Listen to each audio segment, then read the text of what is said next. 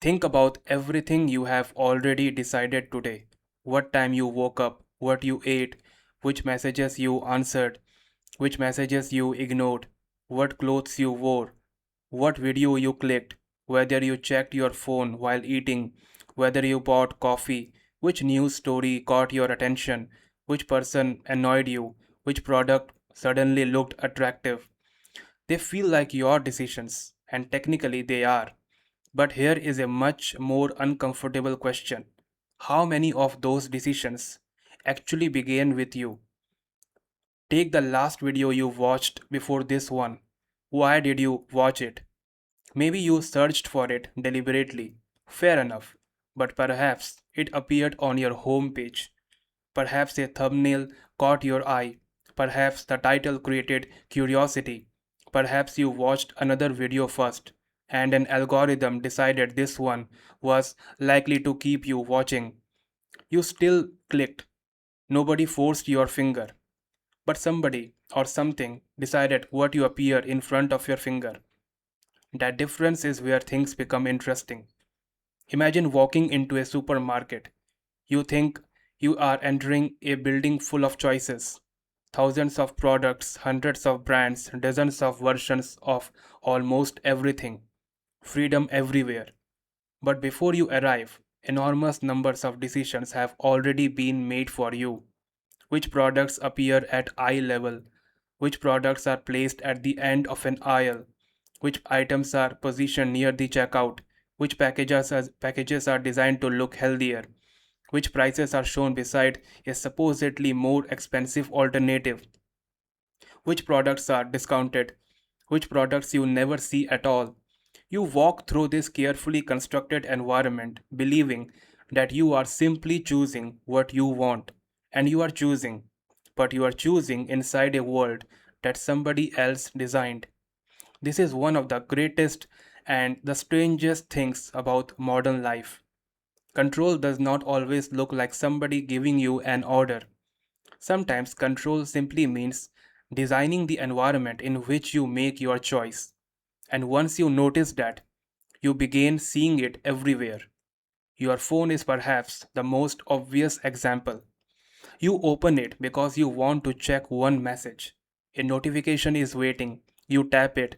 There is another notification, then a recommended post, then a short video, then another. 10 minutes later, you are looking at something you had absolutely no intention of seeing when you picked up the phone. At what point did your decision end and the system's decision begin? That is difficult to answer because no clear boundary exists.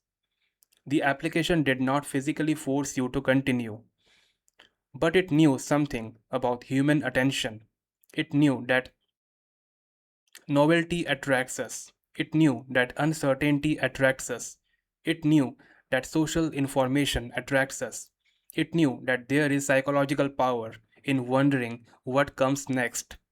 And modern communication systems can learn something even more useful. They can learn what works for you. They can learn they can learn what works on you, not necessarily who you are in some deep philosophical sense. They don't need to know that. They only need to observe behavior. You watched this, you skipped that, you stopped scrolling here, you clicked here, you stayed longer when this subject appeared, you left when that subject appeared.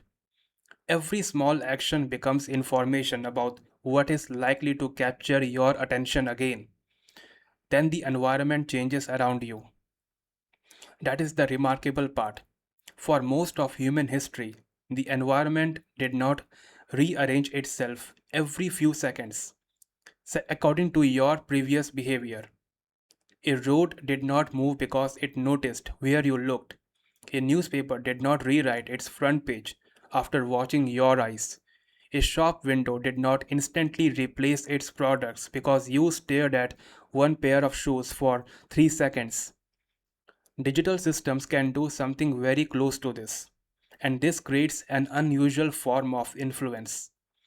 The world presented to you becomes increasingly shaped by what has worked on you before. Now consider what that means. Suppose you enjoy videos about expensive watches.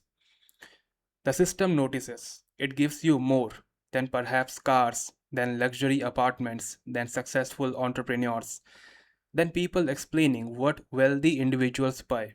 After weeks of exposure, something subtle may happen. Your life has not become worse. Your income has not fallen. Your house has not become smaller. But your reference point has changed.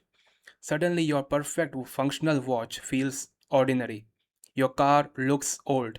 Your apartment looks unimpressive.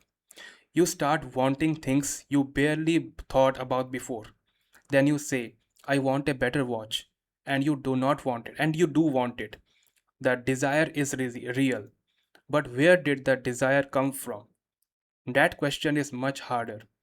We like to imagine that desires emerge from somewhere deep inside us, but many desires are cultivated. A child wants a particular toy after seeing other children playing with it. A teenager wants certain shoes because they communicate belonging.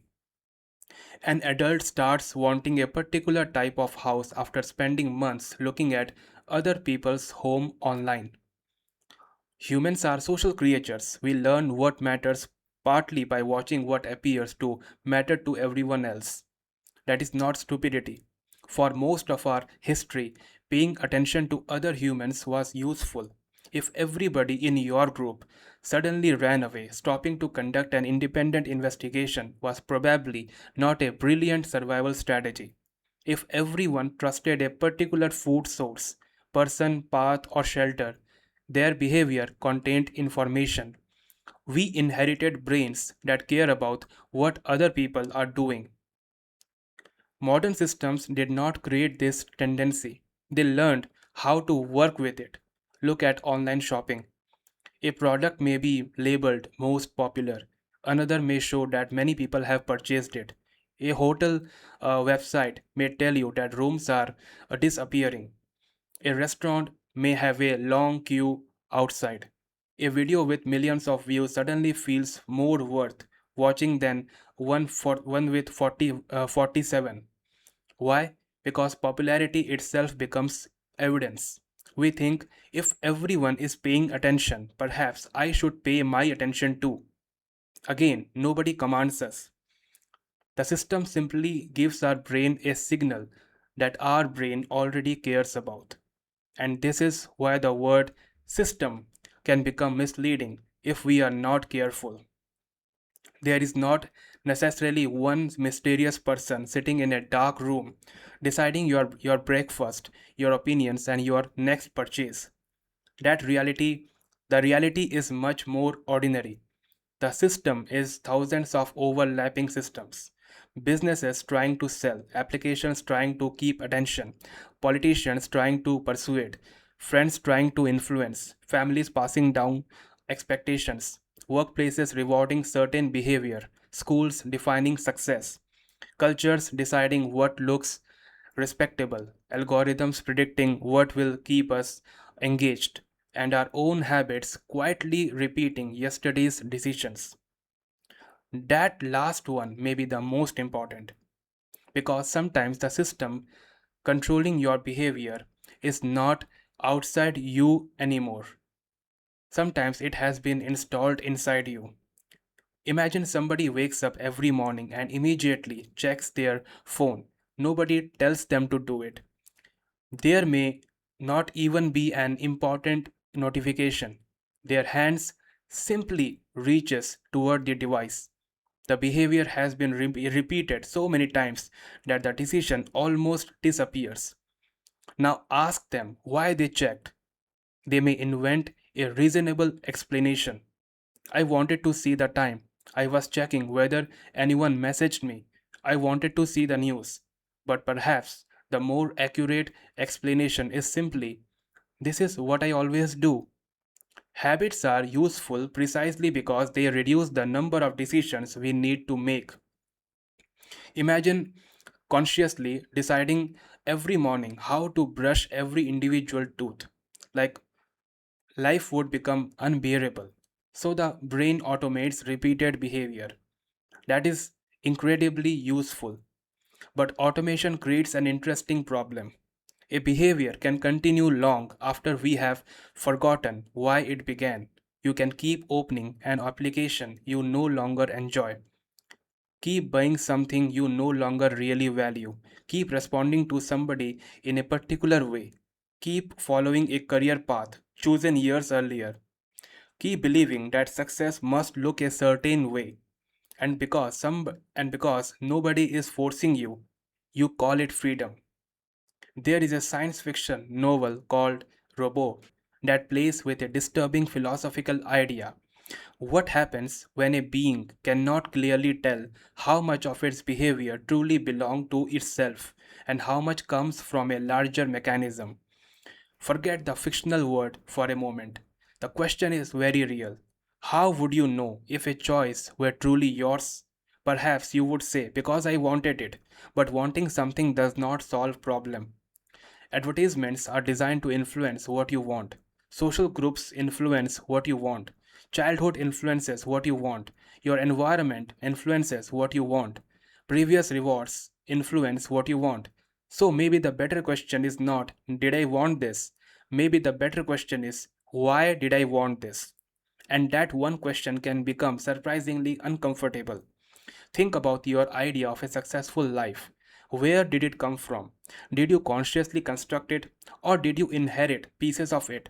A certain income, a certain profession, a marriage by a certain age, a particular kind of home, children, travel, a particular body, a particular lifestyle, respect from certain people. There is nothing wrong with wanting any of these things. The point is not that social expectations are automatically bad. The point is that many people spend decades chasing a life they never consciously selected. They simply accepted the menu. That may be the most powerful form of influence of all. Not making somebody choose option A instead of option B, but deciding which options exist in their imagination. Suppose your entire community believes that there are only three respectable careers. You are technically free. Nobody chains you to a desk. But if every alternative comes with shame, disappointment, and fear of rejection, how free does the decision actually feel? Now bring this into the workplace. Your employer doesn't need to order you to answer messages late at night if the culture rewards people who are always available. Nobody needs to say, never take a holiday. It may be enough for everybody to notice that the people receiving promotions are the ones who never disconnect. The formal rule the formal rule says one thing, the incentive says another. Humans pay enormous attention to incentives. If a system repeatedly rewards one behavior and punishes another, eventually people learn what to do without being explicitly told. This is why systems can shape behavior without looking authentication. They don't need to control every person directly. They can control the rewards. And once people understand what gets rewarded, they begin controlling themselves. But now we need to be careful because this argument can become ridiculous very quickly. If everything influences us, does that mean nobody is responsible for anything? No. Influence is not the same thing as control. Your environment can push you without determining you completely. An advertisement can make a product more attractive without making purchase inevitable. A recommendation algorithm can place a video in front of you without physically making you watch it. Your family can pressure you toward a career without possessing your mind. Social norms can shape behavior while leaving room for resistance. This distinction matters, otherwise, we replace one illusion with another. The first illusion is nobody influences me. Every decision comes entirely from me. The opposite illusion is I control nothing. Everything is decided by systems. Neither is very helpful. Human life seems to exist somewhere between them. We are influenced creatures capable of becoming aware of influence, and that awareness matters. There is a concept in behavioral science called choice architecture. The basic idea is simple. Whenever choices are presented, the way they are arranged affects what people do. Imagine a company asking employees whether they want to join a retirement savings program. In one version, nothing happens unless the employee actively signs up. In another version, employees are enrolled automatically but can easily opt out. The freedom may be almost identical, but the default is different. And defaults can have enormous effects because doing nothing is easier than doing something. Now, think about how many defaults exist in your life: automatic subscriptions, suggested settings, autoplay, recommended routes, saved payment methods, recurring purchases, pre selected privacy options. The first result in a search, the default meal you order because you already know it, the person you always call because calling someone new requires effort, the opinion you keep because reconsidering it is uncomfortable. The system often does not need to convince you that something is best. Sometimes it only needs to make one option easier than the others. Human beings naturally avoid unnecessary effort. That is why convenience is such a powerful form of persuasion. Think about food delivery. You may decide to cook, but cooking requires ingredients, preparation, cleaning, and time. Ordering requires perhaps three steps.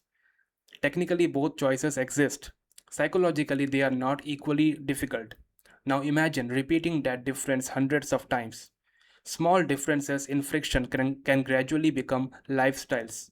This is where the conversation becomes much more personal because regaining control over your decision does not necessarily require escaping society, deleting every application, or rejecting technology. It may begin with something much smaller, adding friction. Suppose you buy things impulsively online. Do not begin by telling yourself, I must develop superhuman willpower. Make buying slightly harder.